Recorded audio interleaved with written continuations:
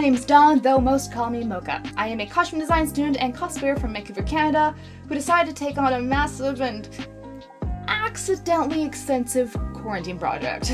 Vancouver went into full COVID lockdown about mid-March, and with my classes moving online and ending in mid-April, I had a lot of free time. So I ended up marathoning and catching up on Markiplier and Crankgameplays' joint channel, Unus Annus. I will tell you, I was immediately inspired, and with the nature of this channel, I knew I had to move quickly. I gave myself just over 100 days, started on April 24th, to make a one-of-a-kind ball gown that I felt represented the channel, complete with the spiral in split colors. As of today, August 5th. Yeah, about that. The video's a day late, but it's fine. I had a lot of technical issues, but you know, I've been working on this for 2 days straight. This is fine. This is fine. Right after I stopped doing that, it crashed on me again. Oh, Premiere Pro, why you do this to me? Okay, this is fine. This is fine. The 100 days is up, and there's only 100 days left on the Unus Annus clock. If you're at all curious on how I made this dress, stick with me. I'll be explaining the entire process on how I made it, from designing the dress to drafting the pattern and finally building the dress. And at the very end, I'll be bringing you guys along for a trip to Pretty Lucid Place, a pop-up dreamlike art museum here in Vancouver, or Richmond if you want to be specific. What would you do if you only had 100 days left to live? Apparently I'd make a dress. And here's how. If you want to skip to any specific portion of this walkthrough, there are going to be timestamps below. This video is really hefty, so get ready. So the original plan wasn't actually to make a dress. It wasn't even really to make anything. I just decided to flex my designing muscles and see what I could come up with. Originally, I had this idea for a really detailed and fanciful suit, but that later evolved into the dress that I'm showing today. I will say that my original vision was more of something a little rougher around the edges, something with a lot of small details like lace, fake burns, tears, stuff like that. It wasn't until I showed the intro video for Unus Annus to my roommate where she suggested I do something a little bit more crisp. So I completely ditched the idea of the lace and burns and opted to do something with really big pleats and sequins. I do know partially because of the original idea I had for this is I wanted to incorporate suits and menswear. Not only that, but also the black and white suits are kind of a staple for the channel for Mark and Ethan. I decided to incorporate this by having a spread collar that you would see on a button-up shirt and French cuffs that you would see on fancier dress shirts. Something else that I knew I wanted to incorporate was the spiral, because it's seen everywhere on their channel and in the brand. I found a tutorial of sorts that kind of walked you through how to do an origami bodice that does the spiral by Shingo Sato. The cool thing about this is it makes the spokes of the spiral pleats, which means they're like folds of fabric. Doing this helps add another element to the design. Unfortunately, this method didn't have the curved spiral I was originally looking for, and it was meant for a half bodice, but I made it work and I think it looks pretty cool. I sketched out several smaller versions of the design I had in mind and picked elements I liked from each one to incorporate into the final design. I also wanted to include an element of asymmetry as I felt it also fit the theme. The full skirt is a high-low skirt, meaning, well, it's high in the front and it's low in the back. It's in the name. I did some massive pleats and I added those to a circle skirt to add even more volume. The peplum, the little skirt that you see off to the side there, was also done similarly. The style of sleeve that I chose is a bishop sleeve, and the cuff that you see is the aforementioned French cuff. The top of the bodice is off the shoulder, if that wasn't obvious, and I placed the dip of the bodice to the side to mirror the spiral center and waistline. I designed it to have invisible mesh that I originally intended to cover my shoulders as well, but I later changed that while building the dress. The mesh is decorated with sequins and rhinestones for extra detail, and like I mentioned before as well, there's the spread collar and it's done in the back with a button. I was originally intending to have a zipper for the back, but my roommate got the idea and I had to do it across the back, and it kind of stuck with me. All in all, the final color palette is black and white, obviously, and silver for an accent color. Now, for those who are curious, here are the materials that I used. Anything that is still available, I'll leave the links in the description below, but some of these things are unfortunately sold out or no longer available to the public. I first started off by purchasing about $200 worth of fabric samples. I bought these from several different online retailers as, you know, this was a quarantine project and Vancouver was in lockdown. I wasn't able to go to the fabric store and feel fabrics. It was at this point that I learned buying fabric online it's not as cheap as you might think it is. That should have been my first worry, that my initial $500 budget wasn't gonna cut it. Wasn't gonna cut it by a long haul. I also learned that a lot of online retailers weren't shipping out samples due to COVID and other internal issues, so that kind of eliminated several retailers for me. Actually, one of the websites that I did order samples from canceled their sample orders 2 days after I placed my order, and to this day I still haven't gotten my fabric nor my money back, so Yeah, that's fun. It's great. Technically, I spent $250 on samples, so... But I'm not counting it, because I never got it. The skirt is done with a black and white two-tone double Duchess satin, which is a mouthful. Purchased from Mood Fabrics, this is also what allowed me to have the white on one side and the black on the other. But when I came across it, there was only 6 yards left in stock. And when I tried to buy it, there was only 5 yards left in stock. If you follow me on Instagram, you probably saw my anxiety of trying to check out Mood Fabrics and it not letting me because there was 5 yards left and I needed it.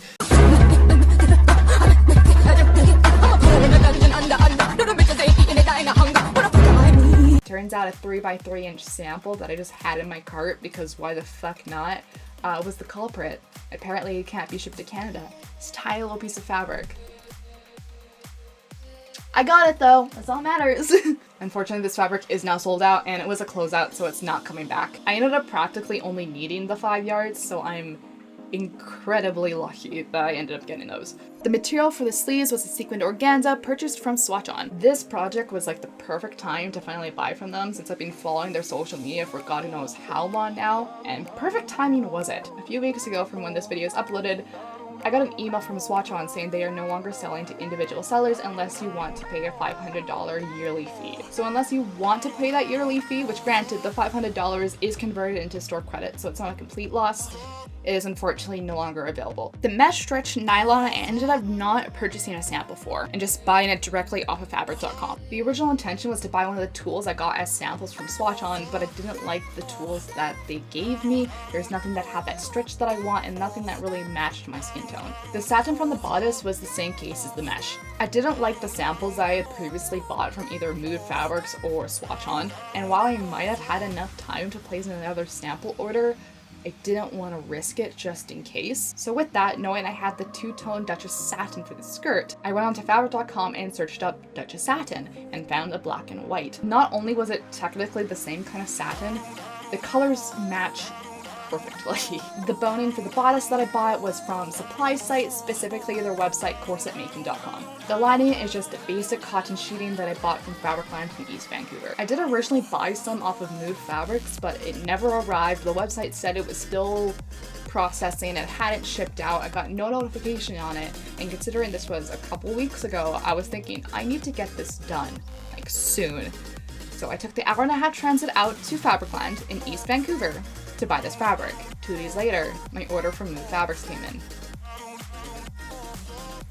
Love it. It wasn't a complete loss because it was around this time that my roommate suggested I do a corset back, so it gave me a reason to go and get the corset stuff as well. Don't make fun of me for saying this because I will butcher it, but the Swarovski crystals were purchased from Dreamtime Creations, though some of them I did purchase through Mood Fabrics just as a sample. I ended up using both the quote-unquote sample crystals and then the actual crystals on the final dress. The sequins I used were purchased from Michaels. Also from Michaels were the little skull charms that I used for my earrings, and my umbrella prop was purchased from Amazon. The paint was also purchased from Michaels. I bought some Plastidip, both actual dipping plastic dip and the spray can, both from Canadian Tire and Home Depot, and those would be used on the bonings and accessories. The wig was bought from the website Cosplay Buzz and was one of the only black and white wigs that I could find that had the black and the white on the right sides, and the white mesh contact lenses are from Studio Effects here in Vancouver. The raven skull I used for my headpiece was 3D printed and purchased from Cursed by Design on Etsy. For anything else, I already owned it, including earring supplies, additional paint, the feathers I used on my headpiece, some of the muslin I used for the mock-up, though I did end up purchasing more muslin through Mood Fabrics during this. That's a muslin with an N. It's a basic unbleached factory cotton that's usually used for mock-ups, which is why in the sewing world you might hear the word mock-up be replaced with muslin. Or toile. Toile is another one as well. Same idea. Some interfacing purchased from Mood Fabrics, though that is incredibly versatile and I can use it quite literally for anything else. Some overpriced glitter I purchased from Amazon before my roommate let me know that I could get the exact same glitter from Michaels for a little quarter of the price. Some small bits for the corsets that I ended up replacing with the Plastidip, the zippers for the back because I decided to lace it up instead, and probably a whole lot more. Definitely could have probably saved a lot of money on this, but you live and you learn. And with that, we're finally on to the actual construction of the dress. So to start everything off, I started with a basic bodice block. I did make one while I was in university, but I figured I would just remake it since it's several months old by this point, and for all I know, my proportions could be completely wrong. I mean, we're all binge eating and sleeping all day during quarantine, so things I would assume have changed. The book you see me working from is Metric Pattern Cutting for Women's Wear, which is literally the best book I've ever used for drafting patterns. Though I'm an idiot, and despite living in Canada and the book literally saying metric patterns, I did all my measurements in inches, so as I was making this bodice, I had to convert all my measurements over to centimeters. And then I also realized I was using the wrong blueprint and had to start over. I'm not very bright sometimes. You get used to it. After I'm done with the first drawing, I cut it out and do my additional modifications. For this one, the dart, the little triangle cut out there, is at the shoulder. For the tutorial I was following for the spiral, I needed what's called a side bust dart. So using a method called slash and spread, I rotate that portion of the paper pattern to close that one dart and open it elsewhere. I then go ahead and cut the pattern out of that muslin fabric that I mentioned earlier, adding seam allowance since it wasn't included in the initial blueprint. Using a basic fabric like this allows me to see how the pattern will act as the final product, and also gives me something easier to modify when it's on a 3D form. In this case, it's either my dress form or myself. I make sure to give myself ample seam allowance in case I need to move anything or redraw any of the seam lines. From here, I sew together the muslin using a basting stitch or secure any seams with safety pins or the like. I make any necessary adjustments to the fit and shape, marking them with chalk or pencil, and then I transfer those over to the paper pattern and repeat the process as necessary. So I'm actually going to explain what I'm doing. So the back is just gonna be panel. I don't need to worry about that. I just want to make that nice and tart. It's not the, what's the word I'm looking for? Whatever. You get it. I just want it to be slim. So my problem here is, even though I am very straight, I have ever so slightly like a pear shape to my body, which makes this process a little hard. Typically, if I was making a bodice like this, I would have the two darts like you see here. I have the bust dart and I have the waist dart. For the pattern that I'm doing, I cannot have this guy here, the waist dart. So I'm going to see if I can modify the paper pattern that I already made and see if I can take what's left here and transfer it into here and into the side. For this dress, I ended up having to redo this process a whopping 4 times, which is not that good. But hey, I'm a student for a reason, and the fabric that I used for these mock-ups I actually ended up using again later on, so it wasn't all a waste. To keep my initial block intact in case I messed up, and I did, I traced it and made a copy. I had some initial problems following the tutorial that the lines weren't lining up how they should have been, so I ended up just drawing a small circle where the spokes would have met and cheated my way around it like that, which ended up working in my favor. From there, I worked with the slash and spread method again, following the tutorial. The extra triangles I'm adding here will give me the necessary room to have the foldable pleats. This process takes a lot of time and a lot of tape. I ended up going through about 2.5 rolls of scotch tape for this project. In case of cutting the neckline too low, I just sketched it out first, and once all the pleats are in place, I'll be able to see where it falls and I can cut it or adjust it as necessary. Holy fuck. I fucking did it. Holy fuck. Holy fuck. What?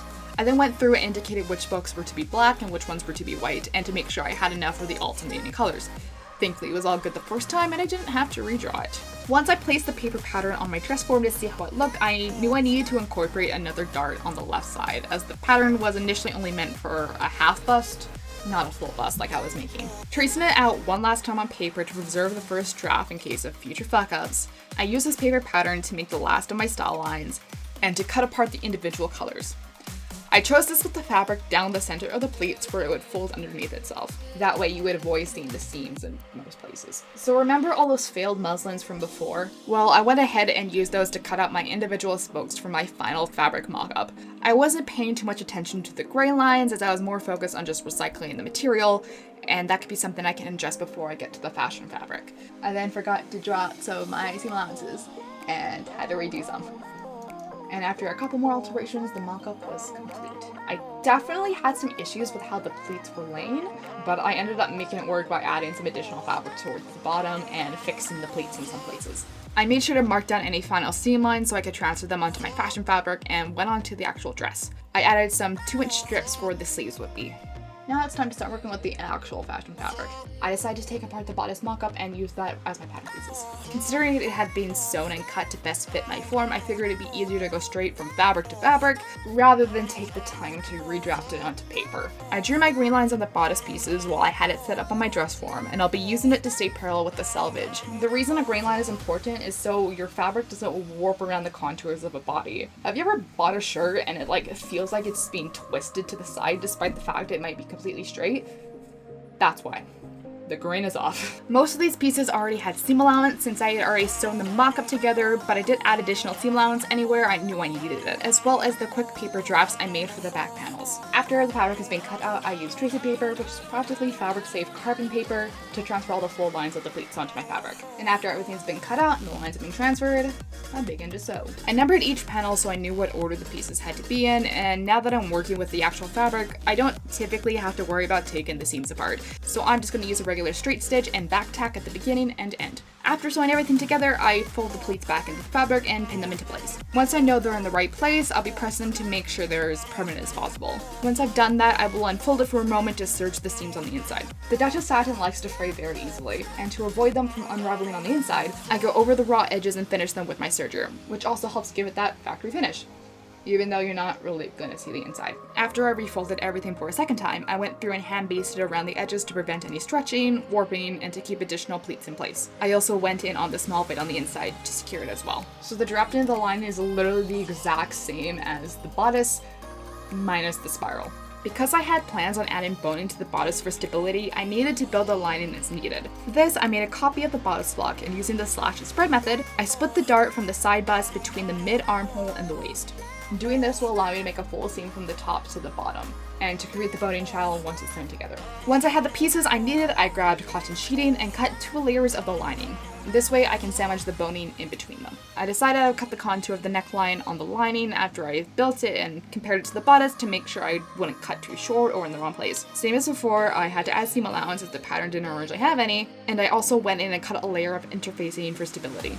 I transfer any necessary seam lines from the pattern to the fabric using the tracing paper again. The interfacing that I'm using is fusible, meaning on one side of this fabric there is a thin layer of glue that will fuse to your fabric once you iron it, and it's made just to give a little bit extra stability to whatever you're making. Interfacing is almost always added to the lining, and it is between the lining and the fashion fabric, but because I'm using 2 layers of lining, I'm able just to sandwich it between the 2 layers of the lining instead. I sewed the lining together, marked and sewed the boning channels just over 1/2 inch wide, though I did make a couple of them a little too small and had to redo them later on. And then I serged any necessary edges for stability and to prevent any fraying. I also added a small strip of Duchess satin to the lining to parallel the strip that's on the bodice so I can make the top part of the sleeve without seeing the actual lining. Once the bodice and lining were ready to go, I made any necessary adjustments and I moved on to the mesh. So instead of making a paper pattern for the mesh, I ended up just draping it over my dress form and making it that way. This is a technique that's usually only used with muslin or similar fabrics, but it was such a small portion and I had so much extra of it that it really didn't concern me. I ended up tracing out where I wanted to cut it with chalk, which was not a good idea. Chalk usually just rubs out, but for some reason this mesh just really wanted to hold on to it and it wouldn't come out even when I washed it. So I ended up recutting the mesh for a second time and using my first attempt as a pattern reference. I also ended up having to cut it out a 3rd time because I accidentally tore a hole in it, so. The nice thing about the invisible mesh is it doesn't need to be hemmed, meaning that the transition between the fabric and your skin is practically invisible. Invisible mesh. Once that was done, I connected to my bodice, secured it with a basting stitch, and sandwiched it between the lining and the bodice. I then used an understitch to secure the lining down and prevent it from oiling up and being seen from the front. As for the color, completely bullshitted. Completely. Absolutely. 100%. I looked at my pattern book, or the menswear equivalent, and figured it'd be much easier just to play around with the general shape to find what I liked. I settled on these triangular pieces, sewed down 3 of the 4 sides and a couple inches on the 4th end, and from there I just attached it to the mesh and slip stitched the inside down for a seamless finish. So the sleeves were a fun bit. My brain decided to shut off. When I started this, I wasn't 100% sure how to do a bishop sleeve until I remembered one of my projects in university was literally to write and illustrate a step-by-step on how to make a bishop sleeve.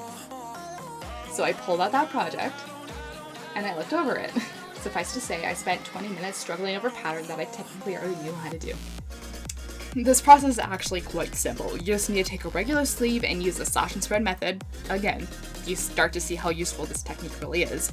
You spread out the bottom of the sleeve to give it the volume needed, and then smooth out the hard edges. So I did start off by hemming those little dips just to prevent it from fraying, because this is a more delicate fabric, but I later cut down the length from the top and had to redo these anyways. Something else is with fabric like this, you typically want to take tweezers and take the sequins off because it can break your needle or it can cause like issues with the seam. But I could not take these sequins off without risking ripping the fabric. Fortunately, even though the sequins did not want to come off, I was able to sew it with no problems. I closed the sleeve with a French seam, which hides the raw edges in between the fabric. And then, like mentioned, at the other end, I did the French cuff. I didn't draft this part out because all you need are rectangular pieces, and I could just easily cut that out of fabric. So that's what I did. You might also see that I cut about 3 inches up, a third of the way around the sleeve. Because of where the seam on the sleeve falls, and where the edge of the cuff would usually be, I needed to move that portion of the seam over. One method is to have 2 separate seams, or what I did, which is a small pocket. I added a small piece of satin, slip stitched the inside, and pressed it flat.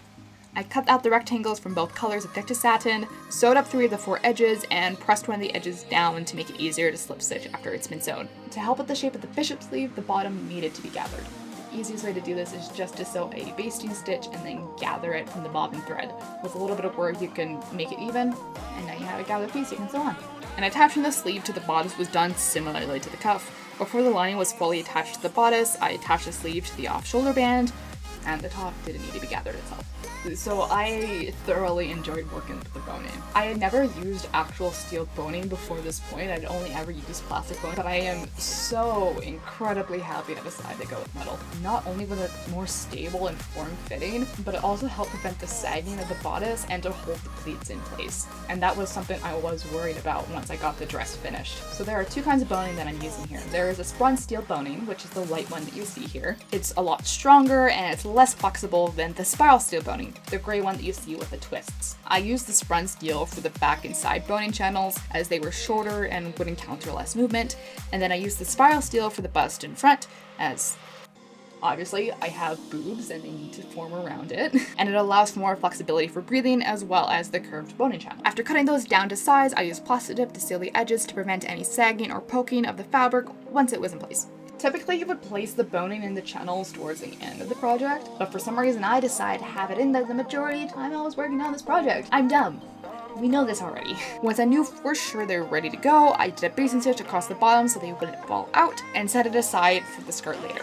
So drafting the skirt is a million times easier to explain than the bodice will ever be. All I did was I made a circle skirt, and once again, I used the slash and spread method to add fullness to the pleats. After I was satisfied with the final shape, I went ahead and added some extra paper for the length. I followed this real simple tutorial here on YouTube by Kim Dave to figure out how I would do this and what I needed. For the small peplum, it was similar, except for I just used a half circle and didn't extend it as long. I ended up remaking the peplum later on because I didn't like how small it was initially. Now, I don't have a lot of room to work in my bedroom here, so I ended up having to put my fabric and pattern pieces on the ground. A good rule of thumb is to place your pattern pieces before you cut your fabric out, which also presented to be difficult in my small space. The two-tone Duchess satin is very thick and heavy, making it hard to pin and maneuver, but alas, I made it work. I ended up having to cut one of the panels a tad smaller just to make it fit, but it didn't really take away from the fullness I was striving for. The peplum I cut out after the fact using some remaining fabric. Considering how small it was, I wasn't really too concerned about not having the space, and if all else fails, I would either piece it together using scraps of the two-tone, or just use some of the single-colored black satin that I have plenty of. I marked the placement for the pleats, and then I cut them out. So I sewed the panels of the skirt together using what's called a flat fell seam. This is the kind of seam that you see on your jeans. If I thought well ahead in advance, I could have done this differently, but I'm dumb, so I didn't do that. In the end though, it did work out, as the flat felt seam is not only one of the strongest you can use, but it also worked perfectly for the fabric I was using.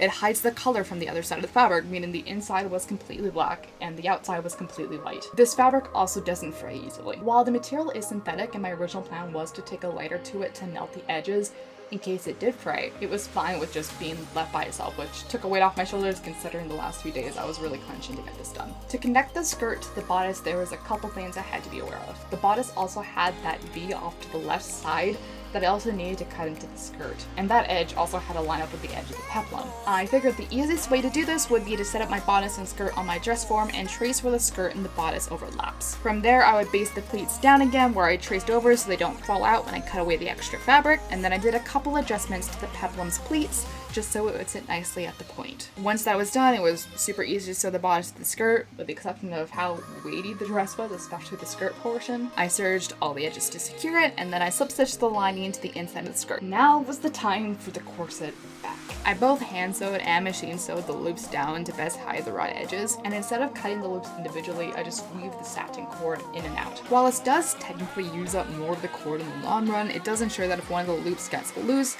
I won't lose that entire line of lacing. Folding up the lining and bodice at the top, I looped the cord inside to hide the other end, and I continued down the skirt for several inches, this time just looping towards the inside. I slip stitched the bodice and lining shut as the backmost bone was right there up against the cord, and then I went over the skirt with a tight machine stitch. The back is laced up with black and white satin ribbon. And now that my dress was properly secured to my dress form, I went ahead and did some trimming to the skirt and peplum just to even it out. The final steps of the dress was to apply all the sequins and gemstones. Using E6000, I applied a little glue to each and placed them randomly on the mesh, focusing more towards the bottom and trying to focus in the direction of the spokes. There were a couple last details that I wanted to add to the dress, this being props, jewelry, and my headpiece. The first one I decided to do was the paper parasol. I felt to be another great way to incorporate the spiral theme of the channel into the full outfit. I ordered the parasol from Amazon, and before I started, I coated it with a couple layers of clear plastic dip. This ensured the paper wouldn't rip once I started painting it and also gave the parasol extra stability. I then went ahead and started to paint the spokes on the spiral. Given the nature of this parasol, you need to be closed and transported most of the time, I needed a flexible paint. I ended up purchasing and using some fabric paint.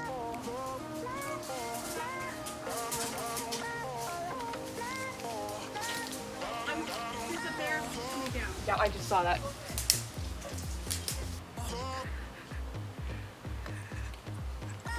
I kind of like that we got that whole debacle on film.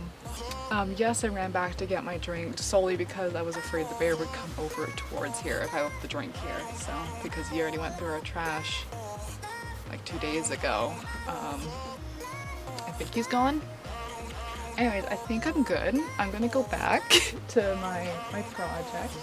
Once I was done, I finished it off with a couple more coats of the clear plastic dip to lock it in. The next accessories were my earrings. My original plan was to incorporate more charms into these, which is why I also have the ribcage and skull charms, but I didn't like how they ended up looking with the final product, so I scrapped them. I wasn't able to get any charms in silver, so instead I purchased these raven skulls in brass, and to ensure the paint would stay, I sanded them down and sprayed them with a couple layers of plastic dip. I later went over them with silver spray paint and added details with black, brown, and white acrylic paint for shading and highlights. I finished putting together the earrings once they were dry. Last was my headpiece. I wanted to incorporate skulls into this project as it's part of the logo, and it kind of just relates to the whole theme of the channel, you know, mortality. And raven skulls specifically ended up calling out to me, which is why I ended up using those for my accessories. I found someone based in Toronto called Cursed by Design that 3D prints these skulls on Etsy, and I ordered one. Similarly to the earrings, I sanded it down and started with a couple layers of plastic dip. I used the same spray and acrylic paint I used on the earrings, used feathers in my stash to decorate a small circle of satin as the base, and placed the skull on top. I secured it with a clip to hold it to my wig. And with that, and only a couple hours left to spare, I was done. I had the help of my friends Cosplay Kai and Sugar Goats to come with me to Pretty Lucid Place.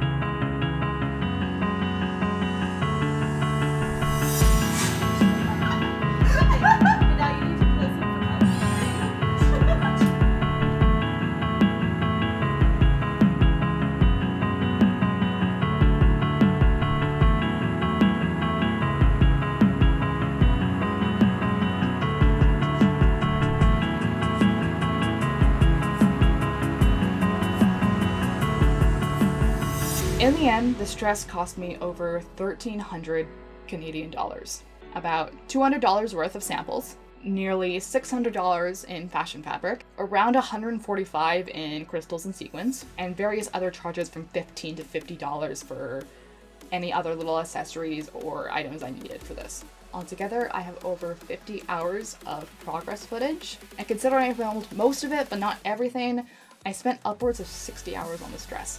I will say I had absolutely no intention with this project getting as big as it did, but I'm kind of glad it worked out, and I mostly just started to film it because I thought it'd be cool to bring back my cosplay in progress videos, because I used to do those and I've gotten rid of them because I just didn't like them. I just wanted to do a work in progress vlog, and I'm glad I did that because this was a massive project and has easily become my most expensive quote-unquote cosplay, if you will. I've been also craving to make like a big dress or a ball gown, so this definitely satisfied it. And on top of that, obviously, Mark and Ethan are two YouTubers that mean a lot to me. I've been watching them both for years. Can't tell you exactly how long I've been watching Mark, but I can tell you I was on Ethan's old channel. And with a channel like Unus Annus, this is kind of like a once-in-a-lifetime opportunity, and I thought it'd be a really cool way to express my creativity.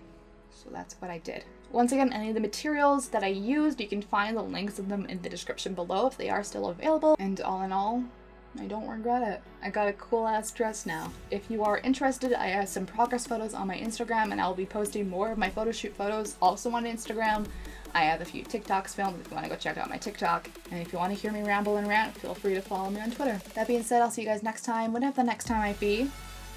Stay awesome. Thanks for watching, because this is going to be an incredibly long video. And Mark and Ethan, if you're seeing this, thank you so much for making my life just that much better. That was really cheesy. Bye, guys.